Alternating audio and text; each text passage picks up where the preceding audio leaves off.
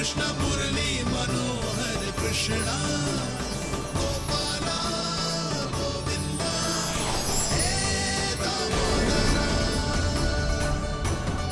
भाग्य,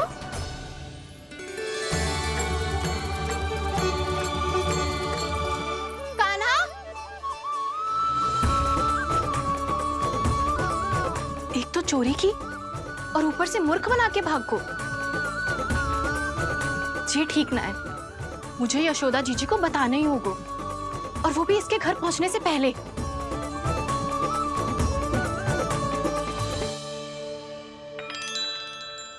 अरे पल्लू मत खींच, तनिक रुक जा, दे रही हूँ, पूजा तो करने दे।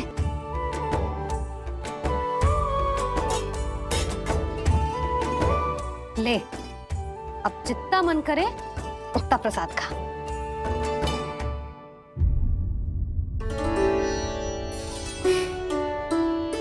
या तो मैं सच्ची बावली हो गई हूँ कि मुझे हर समय कान्हा दिखता रहता है, या फिर मेरा लल्ला कुछ अधिक ही विशेष है कि मेरे साथ ना होके भी सदैव अपनी मैया के साथ ही रहता है।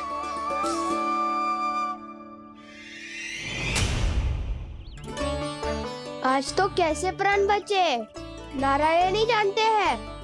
मैं तो पाऊ को सिर पर लेके ऐसे सरपट भागो कि पूरे गोकुल में बड़ बोले। इस समय तो बड़ी बड़ी मत हाको, पर असली लाभ तो वानर महाराज ने उठाया है। पूरी की पूरी मटकी अकेले लेके निकल लिए। ये हमारी प्रतीक्षा कर रहा था ताकि हम माखन बांट सके। हमारे साथ ना दाऊ, उनके साथ।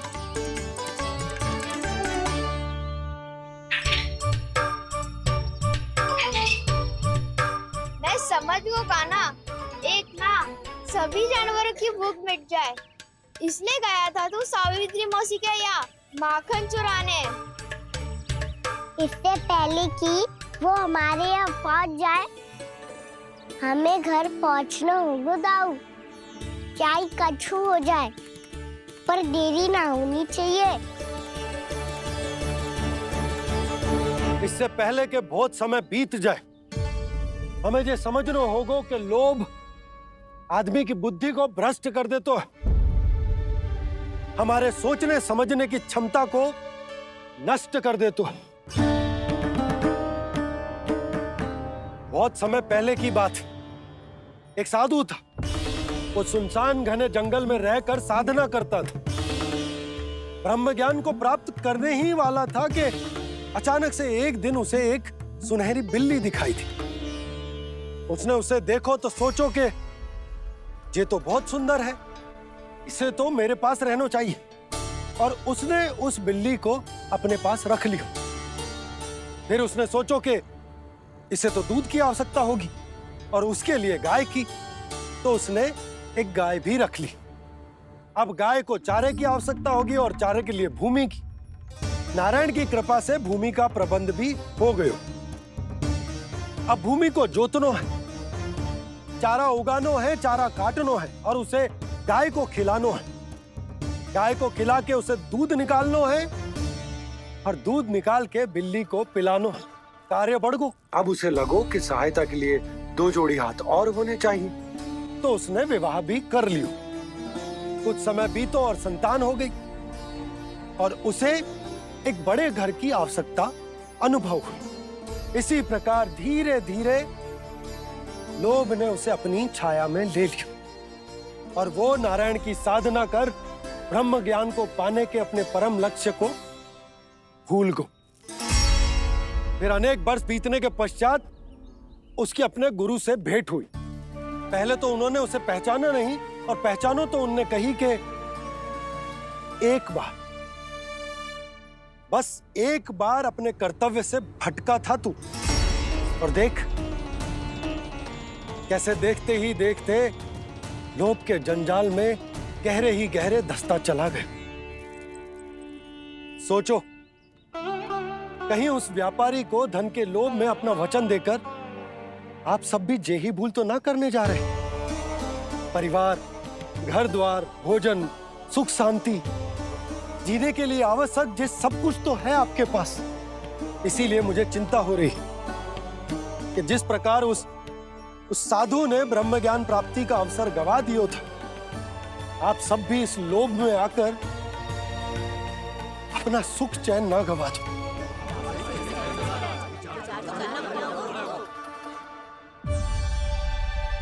लग तो है बात सबको समझ आ रही है।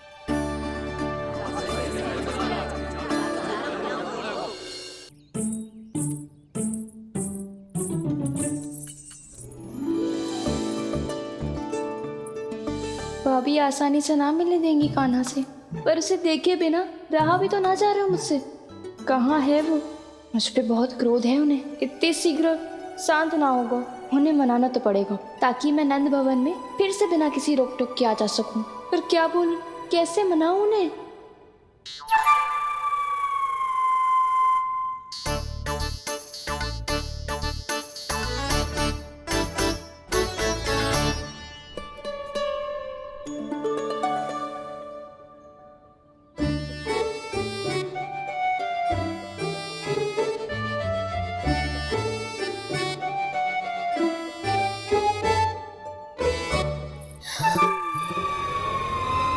वाह, जिसने मेरे लल्ला पर चोरी का आरोप लगायो, वो ही आज मेरे घर में चोरी चोरी प्रवेश कर रही है। नाना भाभी, ऐसी कोई बात ना है, मैं तो बस ये देखने आई थी कि जसोदा भाभी का क्रोध शांत हुआ कि ना?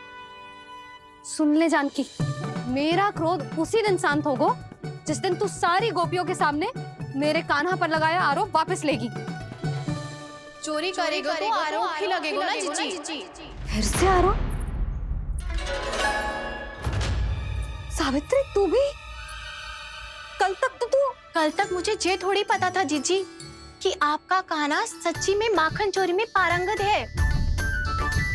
आशा करता हूं कि आप सभी को नंदराज का विचार और संदेश सही से समझ आ गो होगो।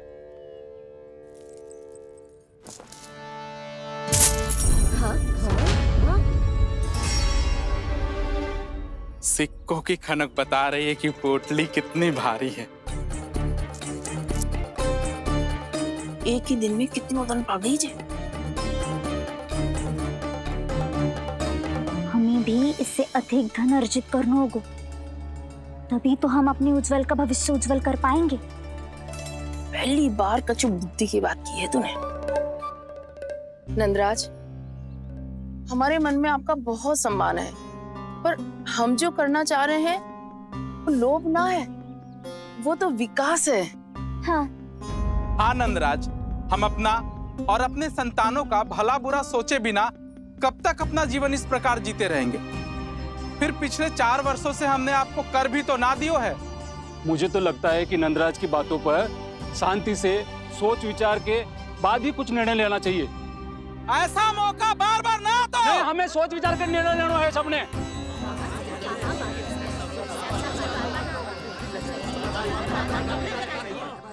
चोरी में पारंगत?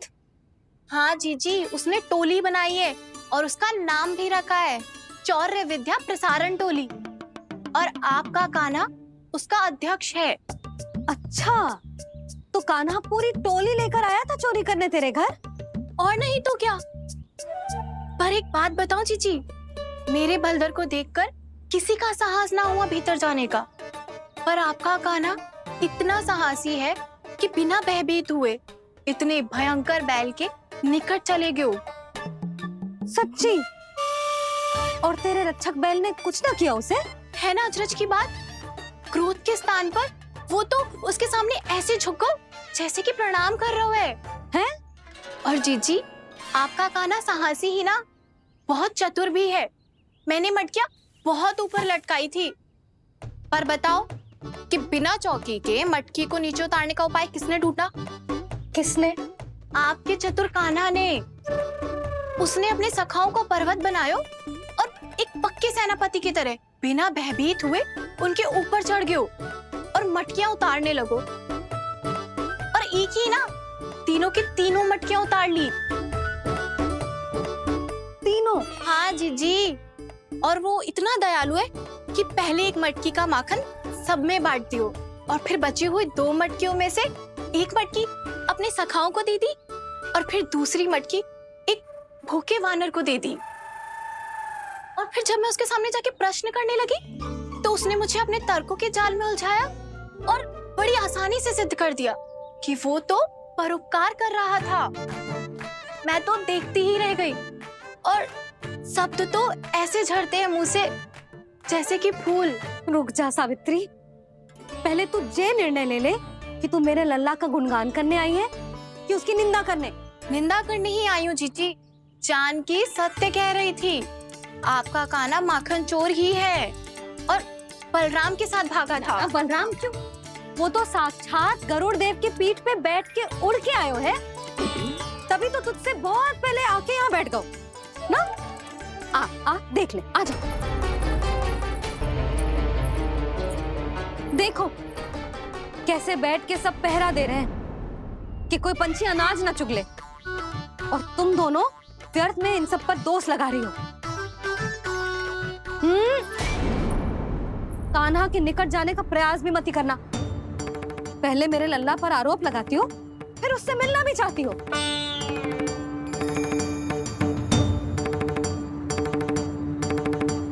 पर जीजी चोरी, अरे उसे तो चोरी का अर्थ भी ना पता होगा। तुम दोनों को नारायण का भय भी ना है क्या? हाँ, मेरे लल्ला पर आरोप लगाने से पहले तुम दोनों को लज्जा ना आई? हे नारायण, अब आप ही बताओ मैं क्या करूं? लग तो है किसी की घोर दृष्टि लगी है कि बार बार मेरे लल्ला पर आरोप लगते हैं। किसी की क्या, तुम दोनों की दृष्टि लगी है। या तो तुम दोनों मनगढ़ंत कथाओं को सत्य बताना छोड़ दो, या फिर कृपा करके मेरे घर आना बंद कर दो।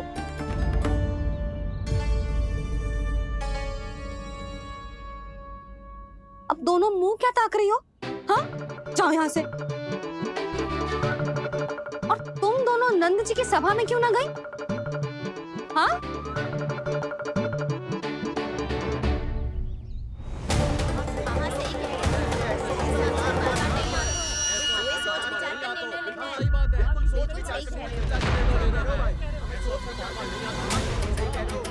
जी कौन?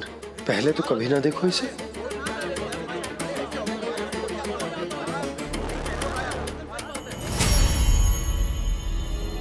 कहाँ को?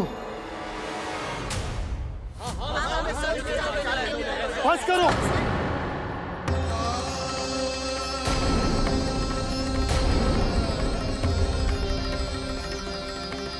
मेरी आंखों के सामने मैं गोकुल में इस तरह फूट पड़ते ना देख सकता। राजा हूं मैं, परंतु आज तक मैंने कोई भी निर्णय आप सब पर ना थोपो और ना ही आज थोपूंगा। मुझे पता है आप सबके पास कल सूर्यास्त तक को समय, इसीलिए मेरी विनती है कि आप घर जाकर रात्रि को इस बात पर पुनः विचार अवश्य कीजिएगा। सोचिएगा कि कोई भी व्यापारी अविश्वसनीय रूप से सस्ता क्रय विक्रय क्यों करेगा जब तक कि उसका कोई छुपा हुआ लाभ ना हो। हमें सोचना होगा कि कहीं हम उसके बिछाए जाल में फंस तो ना रहे।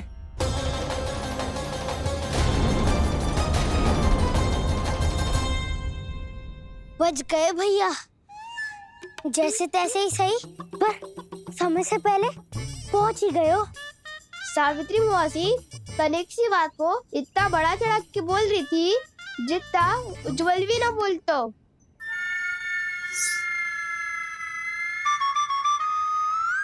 वैसे आनंद तो बहुत आयो, सच्ची। हाँ, बेहतर लगा तो माखन भी तो मिला और परोपकार भी होगा। बता कान्हा, और किसके घर जाना है अब?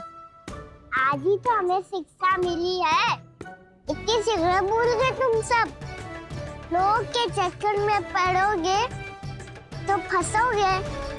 लोग के चक्कर में पड़ोगे तो फंसोगे।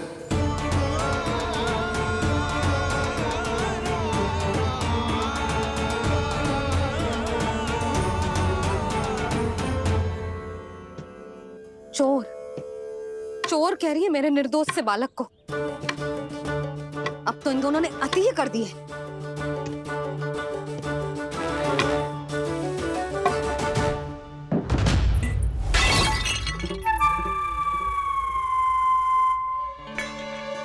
से भी अभी फूटना था। वैसे ही मैं इतनी चिंतित हूँ। कैसे समझाऊं इन गांव वालों को?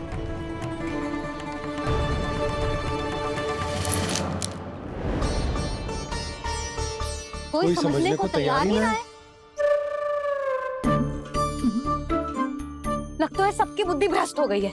सही कह रही हो यशोदा तुम। मुझे तो लगता है कि सोचना समझना ही छोड़ दिया सबने। अनेकों तर्क देके समझा दियो, सिद्ध कर दियो, पर इनकी मोटी बुद्धि में कछु आता ही ना है। यशोदा तुम तो तर्क की कह रही हो, मैंने तो उदाहरण देकर समझाने को प्रयास किया, पर अपनी बुद्धि के आगे कछु ना समझ में आ रहा इन गांव वालों को। क्या सारे के सारे गांव वाले मेरे लल्ला पर आरोप लगा रहे हैं? ये क्या कह रही हो तुम? मैं तो गांव वालों की बात कर रहा हूँ जो नारायण के नाम पर वचन देकर उस अपरिचित व्यापारी को अपने दूध, दही, घी, माखन सब देने को तैयार है। लो कर लो बात। मैं गोपियों की बात कर रही हूँ जो लल्ला पर माखन चोरी का आरोप लगा रही हूँ। और आज तो सावित्री ने भी लल्ला को माखन चोर कह के पुकारो है।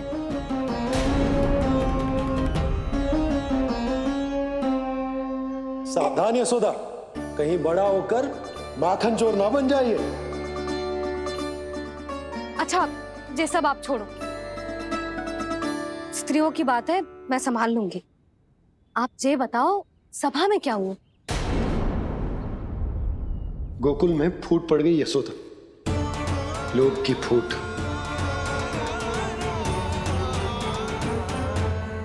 अरे रुको रुको रुको, व्यापारी जी रुकिए रुकिए। नंदराज ने प्रयास तो बहुत किया था व्यापारी जी, पर कुछ व्यक्तियों को छोड़ करके किसी के कान पे जूं तक नहीं रेंगी। इसका अर्थ फूट पड़ चुकी है लोभ की वजह से। बहुत ही शुभ समाचार लाए हो गुप्तचर। अब शीघ्र ही दिखेगा लोभ का चमत्कार।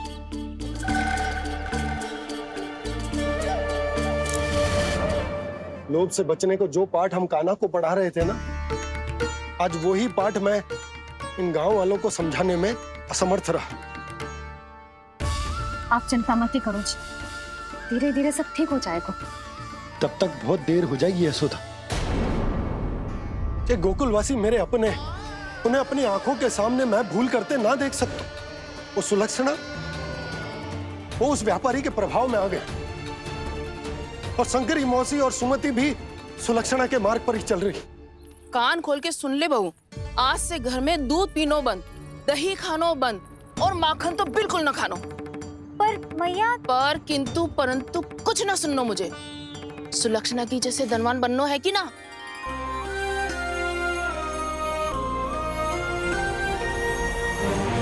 तो फिर जैसा मैं कहती हूँ वैसा कर, तभी तो अधिक से अधिक दूध, दही, माखन बेचकर अधिक से अधिक धन अर्जित कर पाएंगे हम। सुलक्षणा को उस व्यापारी की तरह धनवान बनना है और शंकरी मौसी को सुलक्षणा की तरह। ऐसे तो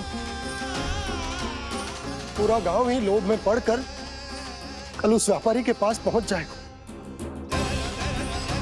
अब तो फिर स्त्रियों को मुझे अपने ढंग से समझाना पड़ेगा। अब गोकुल वासियों को चाहे कोई भी कितना भी समझा ले, बुझा ले, ज्ञान बांटे, उन्हें केवल एक ही भाषा समझ में आएगी, लोभ की भाषा। लगता है आपके पास बहुत उत्तम योजना है व्यापारी जी। सब झटक लूंगा।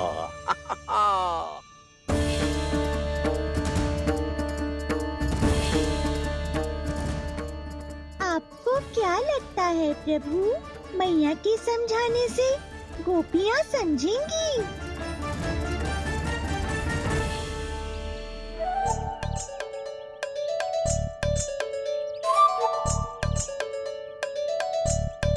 कान्हा, और कितनी प्रतीक्षा करवाएगो?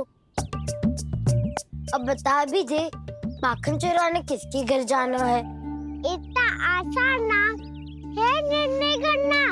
समय लगता है सोच विचार करना पड़तो है। पर ये निर्णय किया कैसे जाए पता है मुझे। लगता है ये निर्णय करना पड़ेगा कि बचना कैसे है।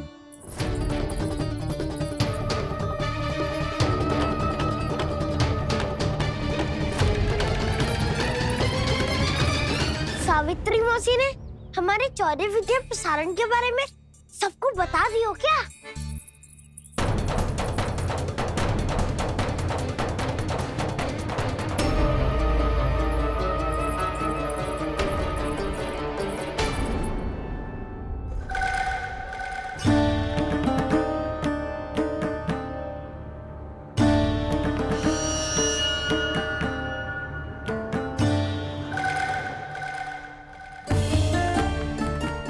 शीघ्र आओ, छोटी माँ बुला रही है।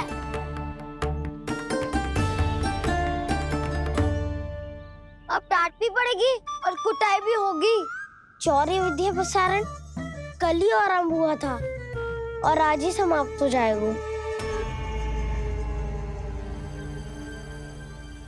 सब इतने गंभीर क्यों है आज? गंभीर तो होंगे ही ना दाऊ, क्योंकि मैया आज अच्छा वाला पाठ पढ़ाने वाली है।